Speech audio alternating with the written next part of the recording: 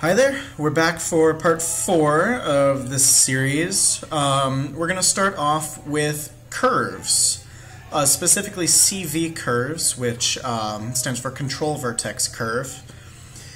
And I'm going to show you some tricks where we extrude with curves, where we loft with curves, and revolve. For the first trick, I will create a cube. And now I'm going to go to an orthographic view, because curves are best created in orthographic, as many things are. I'm going to click this icon, the S, or go to Create, CV Curve Tool, choose the options, and we'll just make sure that it's set to 3 cubic, which by default it should be. And now I'm going to start my curve right in the center of the face that I'll be extruding from. So I'm going to put down 1 point, 2, and 3, and only after 4 total points will you actually see a curve. And now I'm just going to draw out a curve. If you want it to take a sharp turn, you put curves, points as close together as you can. That'll make a nice sharp turn. And let's just say we go out a little bit further, and we'll loop around. Just like that. Now what we do is, and let's just say that you needed to actually have your curves go a little bit more in 3D space. So here we can just edit these, just like a normal polygon type thing. Just moving them. I prefer to move in one axis at a time.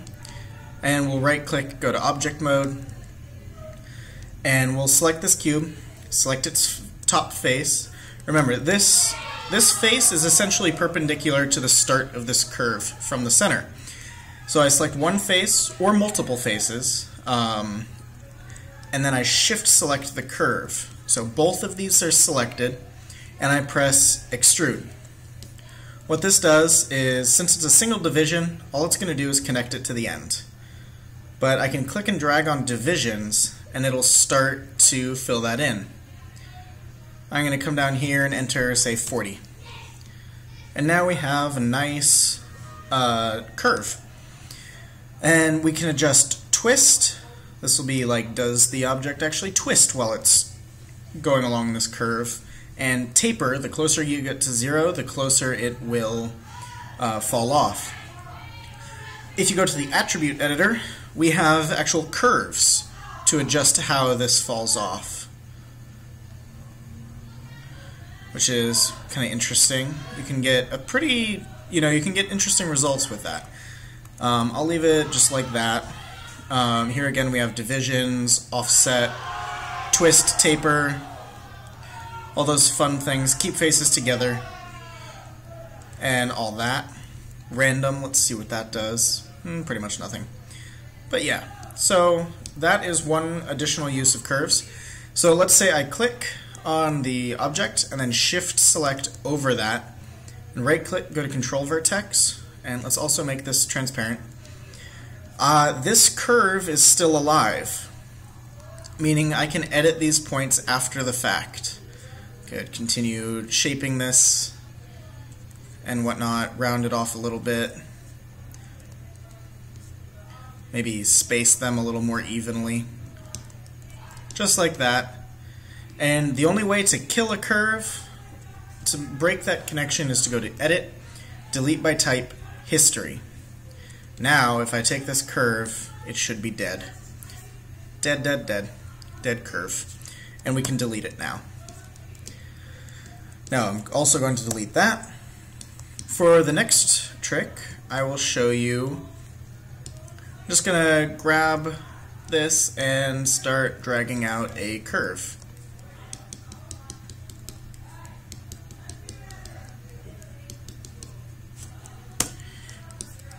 And then I'm going to grab this in perspective view, Control D to duplicate it, W to move, and I'll move it over that which way.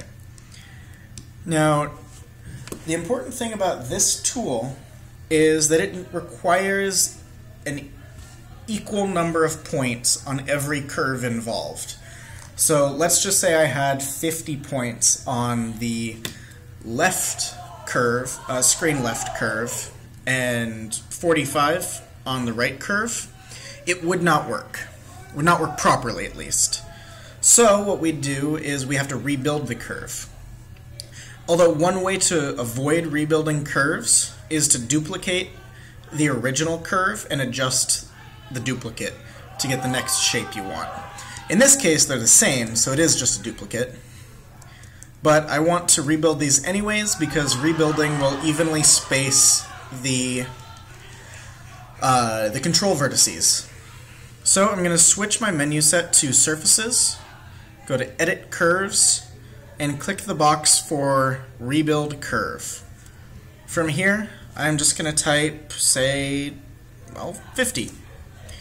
All the default options should be fine, just 3 cubic, rebuild, nothing really changed. That means that the number was sufficient. If we right-click and go to Control Vertex, we can see all of those points. They're all nice and evenly spaced, which is ideal for this tool. So I'll select one curve, Shift-select the next, go to Surfaces, Loft, and choose the options. I'm just going to reset the settings.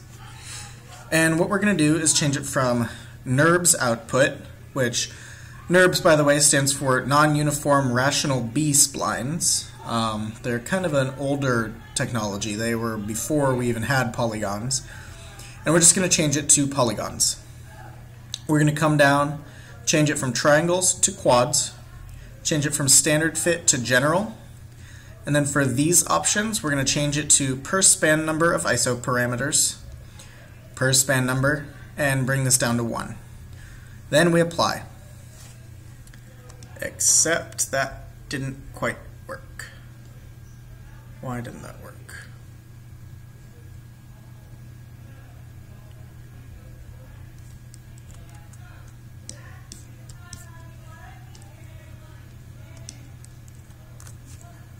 Alright, so that was messing up because I had this set to per surface number of isoparams instead of per span. So now that I've changed these to be the same and we press apply, we get this nice curvy thing. Kind of looks like a red carpet when a cartoon character starts running on it. And if we 3 it, it gets nice and smooth. So that is lofting, and again, these curves are live, so I can continue to edit them.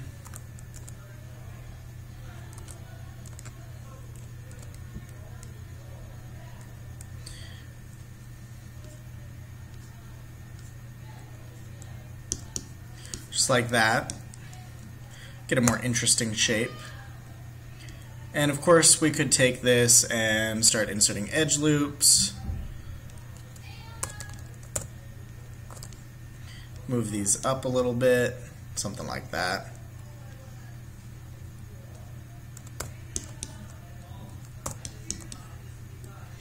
Yeah, now we have an interesting shape. Alright, so from there, we're going to jump into the Revolve tool. Now this one has a couple of tricks to it. So let's choose a glass, import it, scale it, move it up so that it's on the ground, and we're going to go to the attribute editor, drop down that alpha gain, something like 0.273, something, you know, somewhere around there, bilinear filtering, and now we're going to go and create another curve.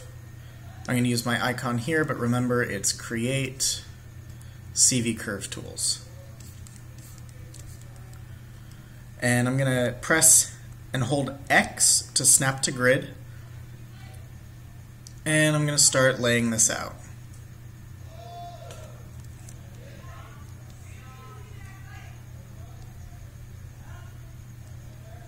Just tracing this as best I can. Notice that you kind of have to place the points a little farther off from the reference to actually get it to fit, but that's totally fine. So when it's smooth, it'll, you know, be affected that same way. So now we're just gonna keep going around.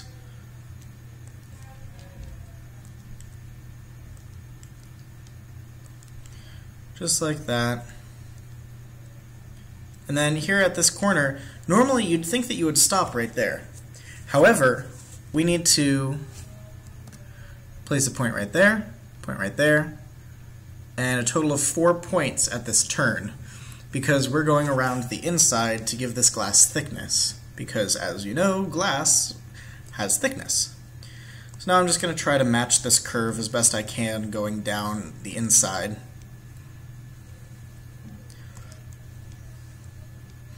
It looks like it's a little thicker down here, which is cool. And then I'm going to press X and snap to the grid again. Pressing Enter allows me to confirm this curve. I'm going to adjust it a little bit, make it a little more appealing. Bring that in there, around, right-click, go to Object Mode. Now let's notice a couple of things about this revolve. And why is this going to work? The most important thing is that our pivot point is right in the center.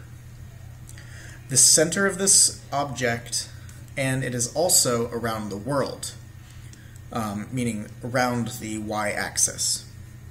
This is important because revolve by default is going to revolve A, around the world, and B, around the y-axis. However, if this pivot point is somewhere else, you're going to have a much different result. But that may actually be what you want, so keep that in mind. So let's just say that this pivot was somewhere over there. Obviously that wouldn't work, so I'm going to hold D and move this pivot over. I'm also going to hold X at the same time and just snap it to a grid point on the origin. From here, I'll come out to my orthographic view, and I'm also going to go to Surfaces, Revolve Options. It's the very first option. Y-axis, Object. All of these settings are fine. The segments, I'm going to do 16. I'm going to change it to polygons, quads, general, per span number of isoparams, 1 and 1, and revolve. And there we have a complete glass with all of the necessary edge loops to smooth nicely. It also is merged at the center, which is nice. We have really no geometry errors with this. A little bit of camera clipping, but that's okay. And from here, this is totally ready to shade. So, and again, it's in 3 mode, so this is what it looks like in standard mode. This is subdivision preview, but we'll leave it in 1 mode for now. And let's see, those are the curve tools. I'm going to go over rebuilding the curve one more time just to make sure that you guys get the hang of it. So with a curve selected, we go to Edit Curves, Rebuild Curve, and we'll do, say, 50. I'm going to apply that, and we look around to see if it changed our settings at all, or it changed our curve, and it looks like it did. So what I need to do is kind of adjust these to fit our thing back the way we had it. Looks like all that is good. This is good. This, however, needs some work because it totally messed that up. Bring these back up. Bring that over here. Yeah, so just fixing up this curve a little bit. I think that looks pretty nice. Then I'll grab the curve, go to Perspective. My shortcut for Revolve is this one that looks like a cup. Settings should be the same. Oh, and we're in Isolate, but there it is.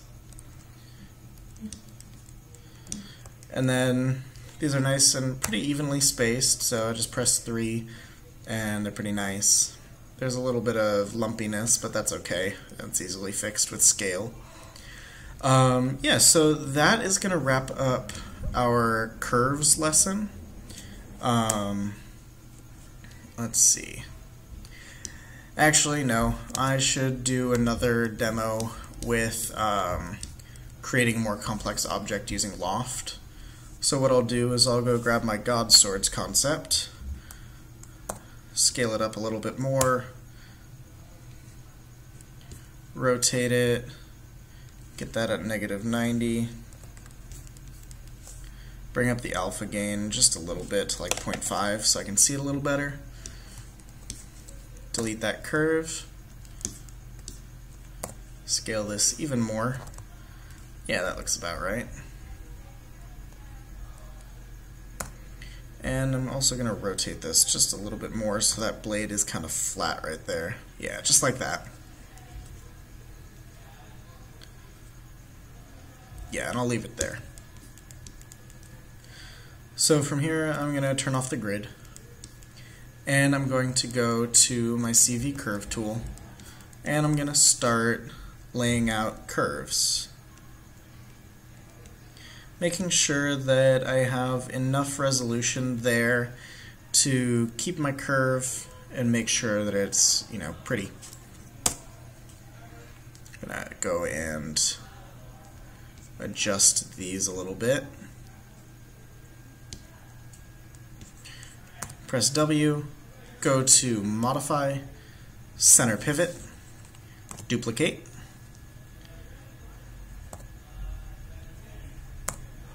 Rotate this a little bit. Oh yeah, that fits nicely.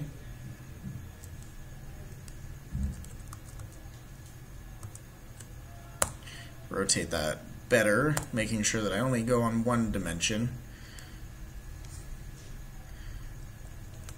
And then I'm going to grab all of these. There's my end point.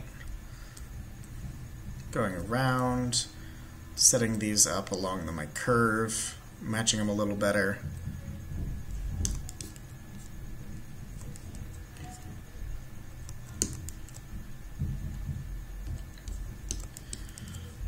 And I'll go back to my curve tool.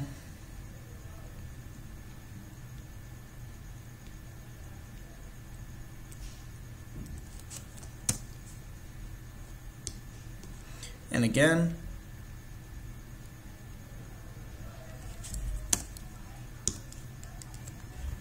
press Y to go back into the tool.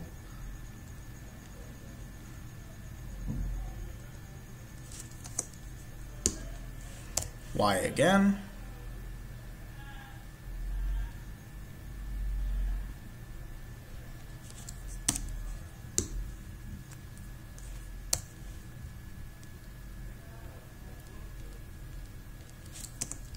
Y.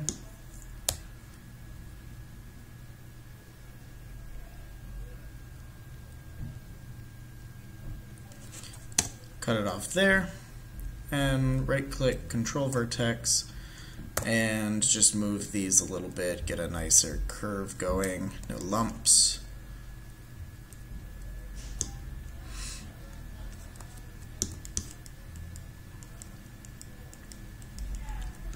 Then I am not going to be too particular with these. I'm just going to copy them, rotate a little bit, scale a little bit.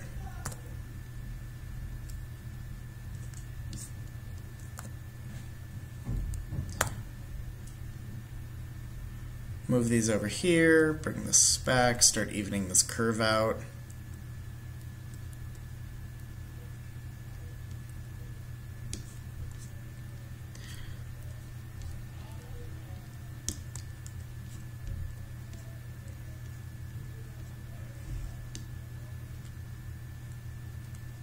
Get rid of that curve, and I'll just start with this one. Duplicate, rotate. I'm going to leave it like that, that'll do fine. And from there, I'm going to leave it. Now I'm just going to take this curve, duplicate it over here, and use scale to flatten it.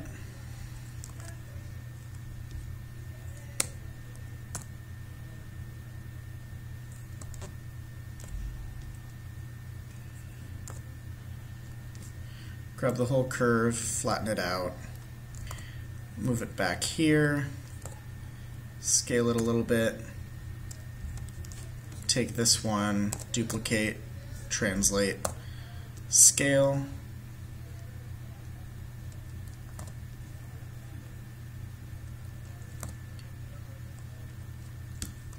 I'm going to take all three of these, go to Rebuild Curve, tell it to be, say, 16. Apply, didn't change the curve, so we know we're good. Take these, apply, made it nice and curved. Take these, do 8 maybe. Apply, apply, and apply.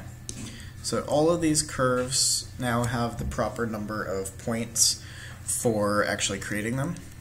Now notice that this one has kind of an interesting curve going this way. So what I'm going to do is I'm going to duplicate this, translate, go to center pivot, scale this down a little bit, rotate, and I'm going to adjust this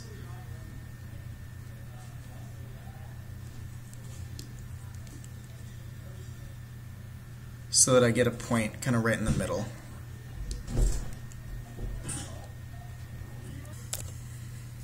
And actually, I'm going to change my mind about this curve. We'll fix that problem when it arises later, so you can see how to do that. So for now, I'm going to take all of these curves, all of these, go into my orthographic view, and pull them out on the z-axis. Say to about there. Let's just say 1.5. And now I'm going to Control D and type -1.5. Now I have curves on the other side, and I'm now ready to start lofting. So I'm going to temporarily hide this by adding it to a display layer and clicking the V. I'll just start with this guy.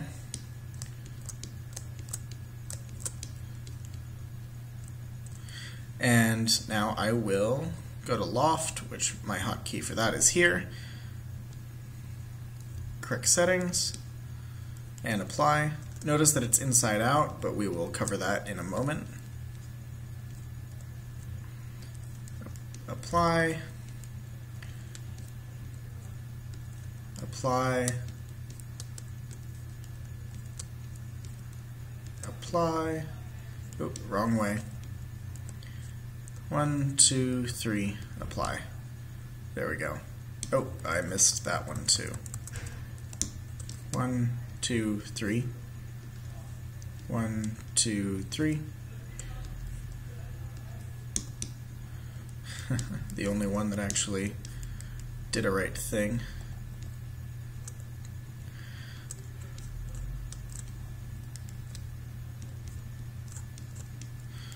And apply. Apply.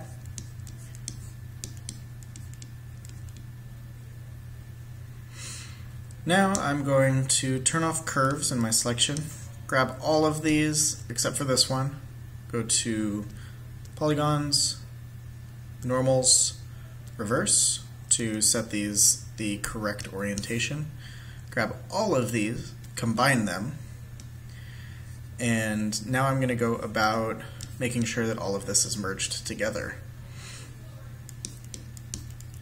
First thing I'll do is go to the modeling toolkit, activate target weld, turn it to edges, and start welding this across.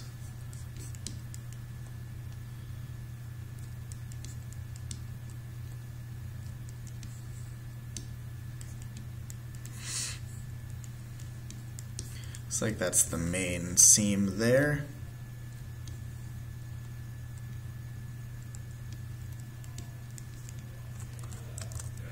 There we go. Connect that one across, that one across,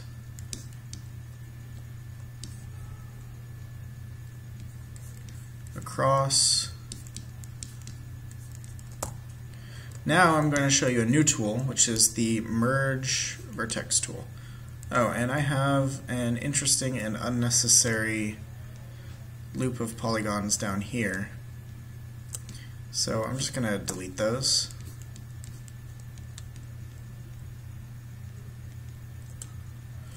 Just get rid of those so that we don't have any interior faces.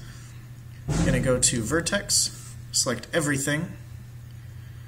I'm going to I'm going to go to Edit Mesh, Vertex, Merge Components, choose the options, and I'm going to up my tolerance to about 0.1, and I'm going to tell it not to merge only 2 vertices. So what this will do is it will apply. See how the normals changed? And so this should now be pretty seamless for what we have. Yep, looks like it. So I'm going to go back to 1. I'm also going to select this edge, this edge, this edge, and this edge. This one, all of these edges, and I'm going to go to Normals, Harden Edge. Now see how much better that looks.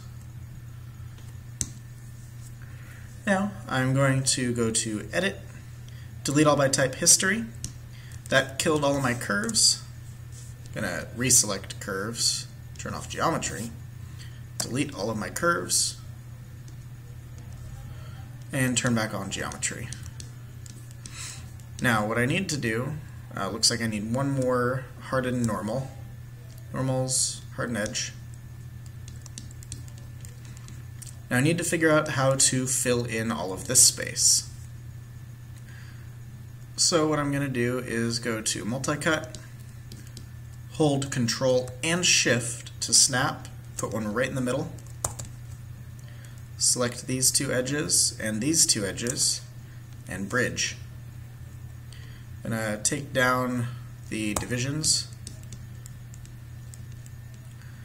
And now what I'm going to do is select as much of this hole as I can and go to Mesh, Fill Hole. Same on this edge, just with G. And now I'm going to go about the process of filling in this giant n-gon with multi-cut. So first, I'm just going to cut across there. Next, across here, just using Control and going back and forth. We'll go across there.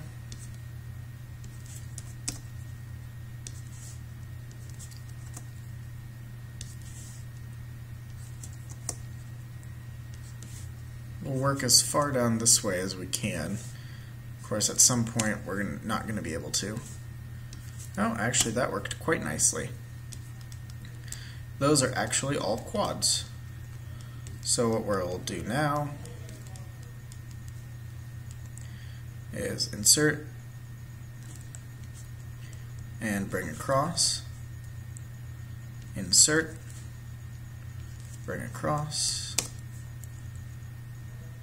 insert, bring across,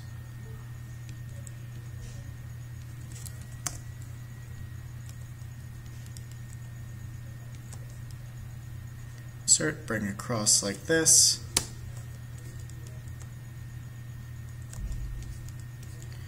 and for my last one I'm going to do a different setup. I'm going to take this and I'm going to start cutting like this.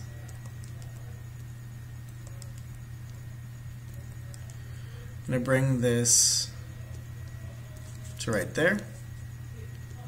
Oops. Delete to go back. Click there. Click in the middle and right there.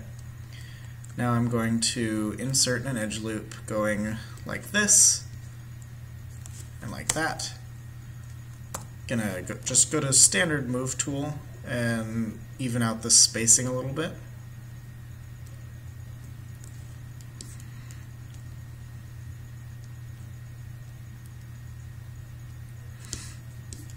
And I'm going to take these 2 vertices and merge them. Looks like I have to go to the channel box, click Polymerge 1, and tell it to be 0.5, 1, there we go. Then I can move this. The reason we do this is so that we get a nice edge loop going around this. Let's see.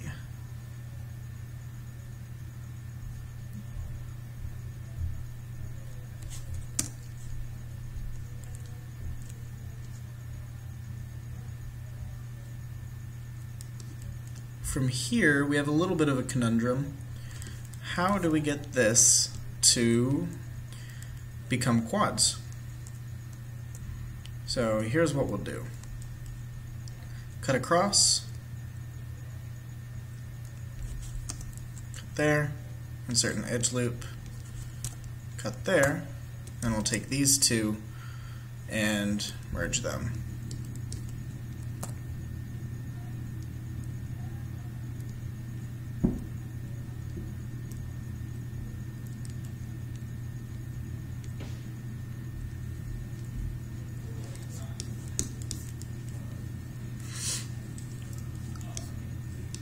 Now, of course, the other side is not working right now, but we'll fix that in a moment.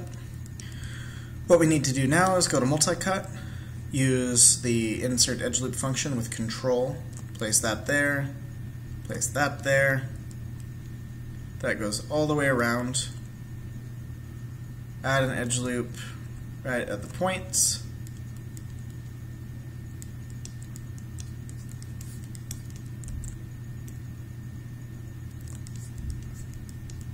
Just like that. Now if we 3 this, yeah, we get a pretty good result. So I'm going to go to face mode and go into the top view. And I'm going to delete this half. And now I'm going to go to Mesh, Mirror Geometry, -Z once again, Mirror, and it looks like my threshold actually worked. Oh, almost not, but almost. Go to Polymirror 1 in the channel editor, channel box. Change that to 0.02 maybe. Yep, there we go. Now if I 3 this, got a nice sword blade that is ready for, you know, other stuff.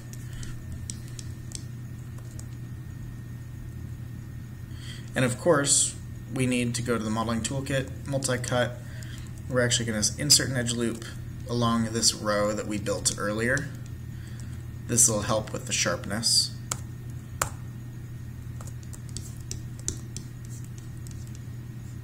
Yep, just like that. And now we've got a pretty basic sword, although it does have a, you know, interesting shape. So with that, I'm going to end the advanced polygon modeling section. Our last modeling section is going to cover the quad draw tool.